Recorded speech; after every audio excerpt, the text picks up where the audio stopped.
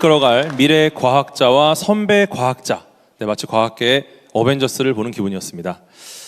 이제 장학증서와 메달, 기념패 시상이 있겠습니다. 대표 수상자 8명은 수상 위치로 나와주시기 바랍니다. 먼저 대통령 과학 장학생에게 장학증서와 메달을 수여하겠습니다. 오늘 여기 계신 모든 분이 주인공인 만큼 서로를 향해 큰 박수로 축하해 주시기 바랍니다. 오늘 시상은 대통령님께서 직접 하시겠습니다. 대통령님 무대로 모시겠습니다. 네, 대통령님께서 시상하시겠습니다. 대통령 과학 장학증서 박성준. 위 학생은 과학에 뛰어난 소양과 자질을 가진 과학 영재로서 장래가 촉망되고 우리나라 과학기술 발전에 크게 이바지할 것으로 기대되므로 제23회 대통령 과학 장학생으로 선발하여 이 증서를 수여함. 2026년 2월 5일 대통령 이재명. 축하드립니다. 네, 메달을 수여해 주시겠습니다. 네, 축하드립니다.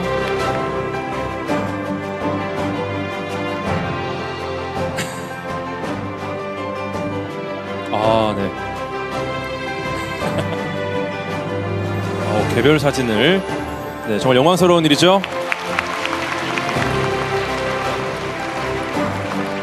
네, 대통령 과학 장학증서 권지민. 이하 내용은 같습니다.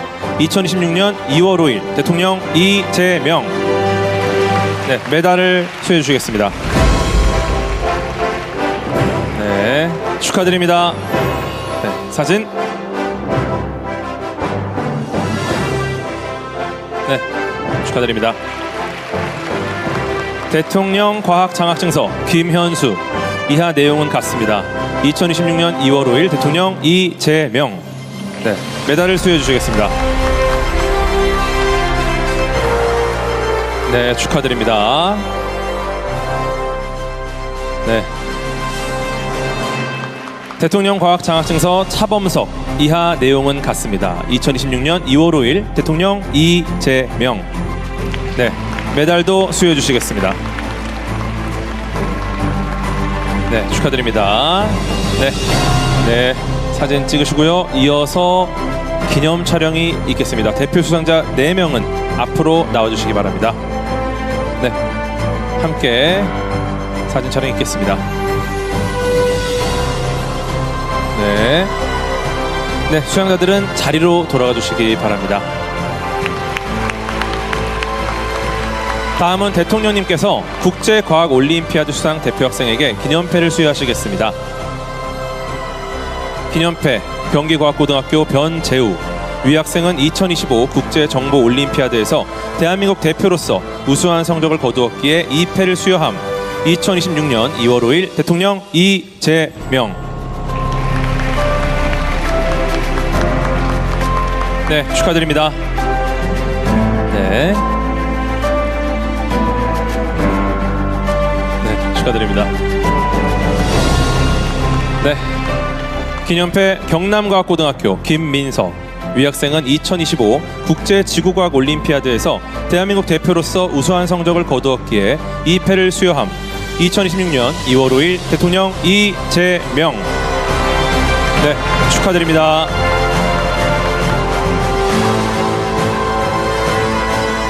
네, 기념패 숙명여자중학교 윤혜원. 위 학생은 2025 국제수학올림피아드에서 대한민국 대표로서 우수한 성적을 거두었기에 이 패를 수여함. 2026년 2월 5일 대통령 이재명. 네, 축하드립니다.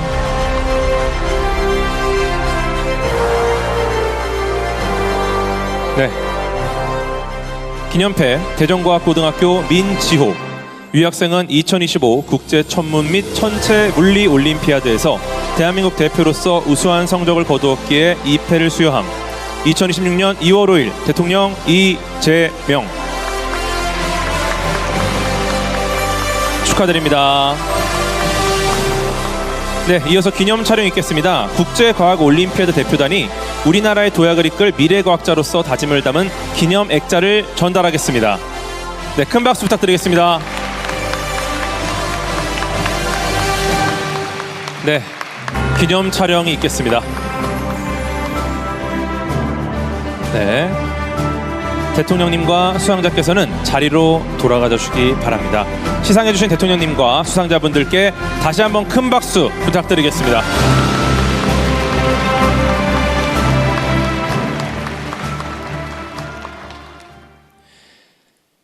이어서 본격적인 미래 과학자와의 대화 시간을 갖겠습니다. 먼저 대통령님의 모두 말씀이 있겠습니다.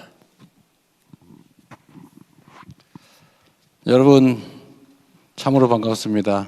우리 대한민국의 미래를 이끌어갈 뛰어난 미래 과학자 여러분, 우리 대한민국 국민과 함께 박수로 환영합니다.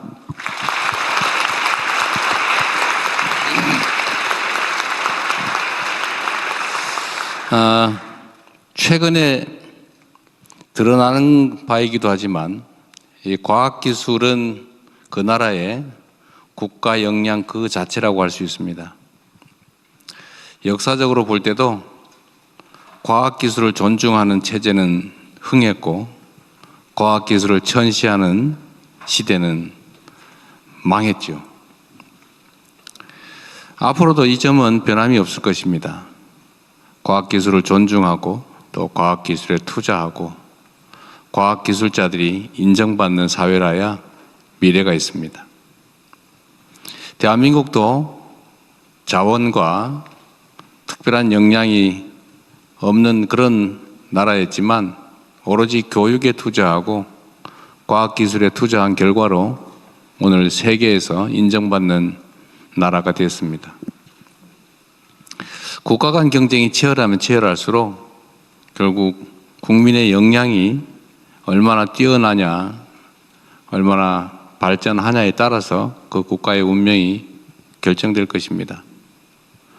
여러분들 손에 대한민국의 운명이 달려있다는 책임감으로 또 여러분 개인의 인생에서도 매우 중요한 일이라는 생각을 가지고 앞으로도 최선을 다해 주시기 바랍니다. 국가장학금 제도는 우리 김대중 대통령이 처음 만들었다고 하는데 앞으로는 이 국가장학제도뿐만이 아니라 국가연구자 제도까지 도입해서 평생을 과학기술의 연구에 종사하면서도 자랑스럽게 명예롭게 살 수 있는 길을 열어보려고 합니다. 여러분께서도 최선을 다해서 대한민국의 발전에 함께해 주시길 바라고 여러분들의 수상을 또 여러분들의 장학생 선발을 축하드립니다. 오늘은 또 마침 여러분들의 말씀을 좀 들어볼 수 있는 기회를 갖기로 했는데 자유롭게 허심탄회하게 여러분들의 의견을 말씀해 주시면 국가 과학기술 정책 발전에 중요한 참고 자료로 사용하도록 하겠습니다. 다시 한번 여러분들의 방문을 환영합니다. 고맙습니다. 네, 대통령님 감사드립니다.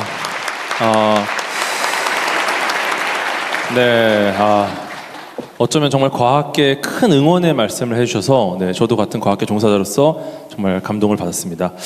네, 이제부터는 좀 자연스럽게 진행을 할 예정입니다. 먼저 오늘 행사의 주인공인 미래과학자 세 분이 자신의 꿈과 포부를 꼭 말씀드리고 싶다고 합니다. 네, 정말 말씀드리고 싶은 거죠? 네.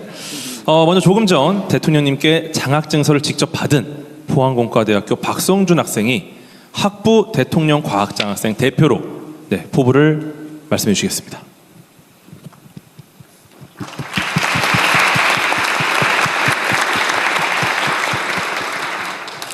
안녕하세요. 저는 대통령 과학장학생 포항공과대학교 문제학부 1학년 박성준입니다.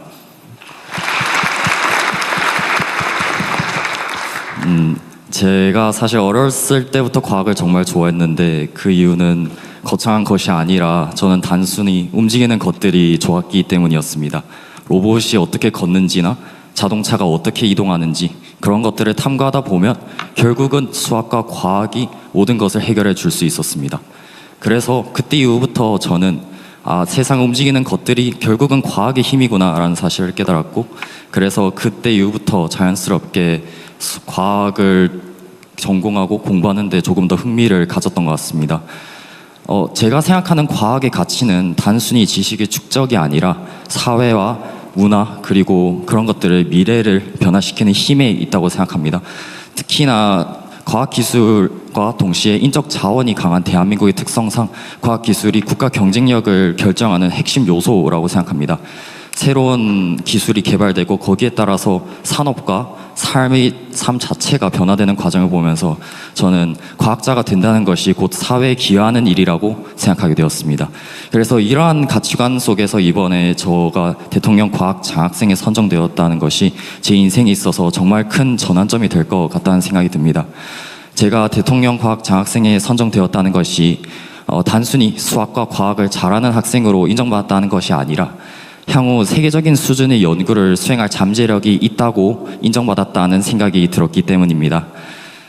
이러한 관점에서 이러한 장학금을 제가 받게 되었을 때 더 큰 책임감을 가지고 향후 대한민국을 과학기술로 조금 더 부강하게 만들어야겠다는 다짐을 굳게 하는 기회가 되었습니다. 그래서 저는 앞으로 로봇과 인공지능 기술을 융합해서 사람이 접근하기 어려운 극한 환경에서 구조하고 임무 수행을 하는 그런 로봇을 개발하고 싶습니다. 극한 환경이라 함은 재난 현장이나 심해, 우주와 같은 공간을 말하는데요. 그런 공간에서 이제 사람을 대신해서 위험을 감수할 수 있는 기술을 개발하고 필요하다면 창업을 해서 이러한 기술 경쟁에서 먼저 앞서가고 대한민국의 로봇 기술을 선도하고 싶습니다.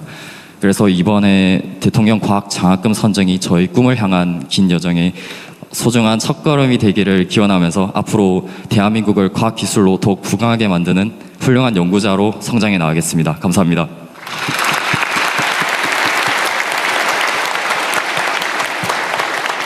네, 굉장히 또 핫한 분야죠. 피지컬 AI 쪽에 관심이 많으신 친구인데, 네, 엄청난 포부를 보여주셨습니다. 네, 학부생이신데 이런 포부를 보여주셨는데, 네, 이제 뒤에 대학원생의 말씀이 있습니다.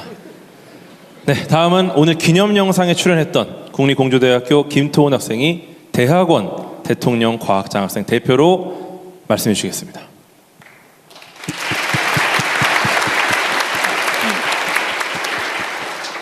네, 안녕하세요. 저는 대학원 대통령 과학 장학생 공주대학교 화학과 김토훈입니다.